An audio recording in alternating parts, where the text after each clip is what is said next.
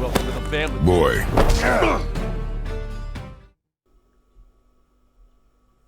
Oh, hello there, weary traveller. Sorry. Hello there, weary traveller. Welcome along on another journey, another dad quest. And here we are in the Fimbulwinter-kissed Midgardian wilderness for a tale of epic proportions. Of course, we've got God of War Ragnarok.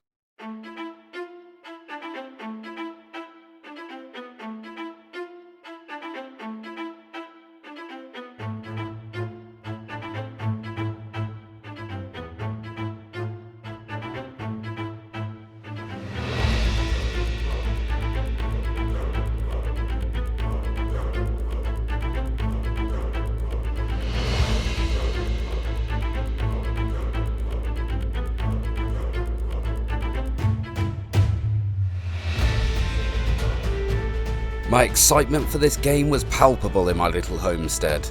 The follow-up to a game that had such an impact on me due to its themes of fatherhood and its focus on the uncertainty of what is the right and wrong approach to raising a child, and the lengths that as a parent you would go to keep your child safe, even if that's not strictly the right decision. So, with my copy of the game freshly ripped from Amazon packaging, I grabbed my drinks and snacks, popped the disc in my PlayStation, and, of course, was met with an hour-and-a-half install/download time.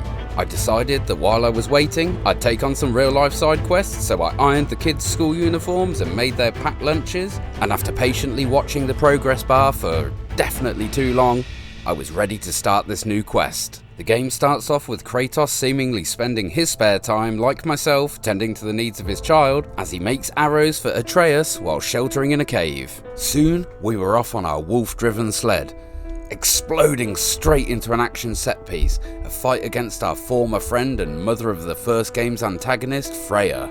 And it was here where I had my first failure due to my inability to understand button prompts. It went like this.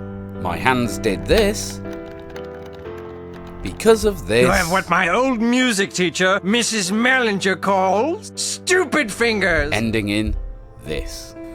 What an embarrassing start to a new quest. But I picked myself up, dusted myself off and muscled through it, only to be immediately reminded how heartbreaking it is when a pet dies. Not gonna lie, this bit made me well up. And so, I did what any self-respecting dad would do.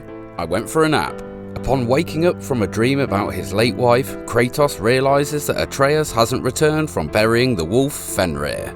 So with the head of Mimir swinging around our hip, we set out to find the boy. But when we finally catch up to him, he kinda looks a little bit different. After what can only be described as a father-son dispute, the three of them make their way back home. And so, with my heart freshly broken and my pride in tatters, I was introduced to this game's primary antagonist. No, not Thor, Odin. I really like this portrayal of Odin. It gives off the vibe of a schemer, someone who's cold and calculated, patiently manipulating behind the scenes while he leaves the acts of ultra-violence up to his hulking Goliath of a son, Thor. And as Thor and Kratos beat the living shit out of each other, Odin tries to use his gift of manipulation to convince Atreus to come with him to Asgard. He even offers to pay for the damage to their house. Of course, Atreus refuses, and when he returns, Kratos throws the money, leading to one of my favourite bits of dialogue. Mimir shouting, "And keep the change, you bastard!" God, I love the Scottish accent. Anyway, from this point, the game opens up, so I'll move away from a step-by-step of the story and move towards more of a general approach to avoid spoiling it. This quest took me across all 9 realms from Norse mythology, from the frigid clasps of a Midgard ravaged by Fimbulwinter to the suffocating heat of the magma-engulfed Muspelheim. It really was a feast for the eyes, with each realm feeling so different from each other and being so packed full of detail and life that I couldn't help but be drawn into them as real places. The combat is much like that of the first game, but it seems a little less clunky and has a great great deal of RPG driven skills to unlock and upgrade. I feel like there's a decent amount of challenge to the combat, and there was a few difficulty spikes that I hit. The most memorable was my first encounter with a Drekkie. This forced me to understand the combat system, it forced me to learn how to play the game properly, and it forced me back to the old days and the bad days, the all or nothing days. I was hooked, playing this game like I was a teenager, spending every waking moment that I had spare doing it. Once I put the girls to bed and read them a story, I'd be back on this quest, just slashing through enemies.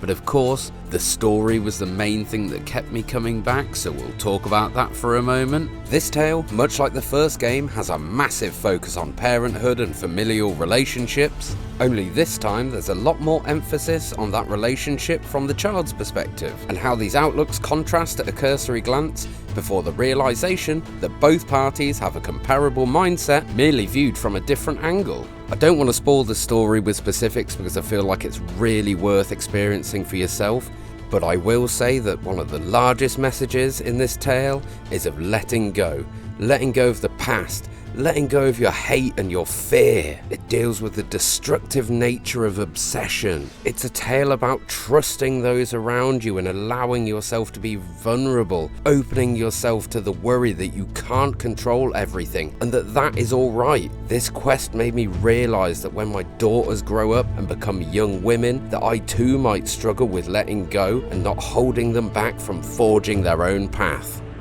Okay, so before I give my final thoughts on this quest, I just wanted to take a moment to thank all of you that have watched any of my videos. Please subscribe. Currently it's about 3 or 4% of you. Let's get those numbers up. Maybe we can build a community that gets away from the negativity that's in the games media. Just remember, gaming is supposed to be about having fun and being cool.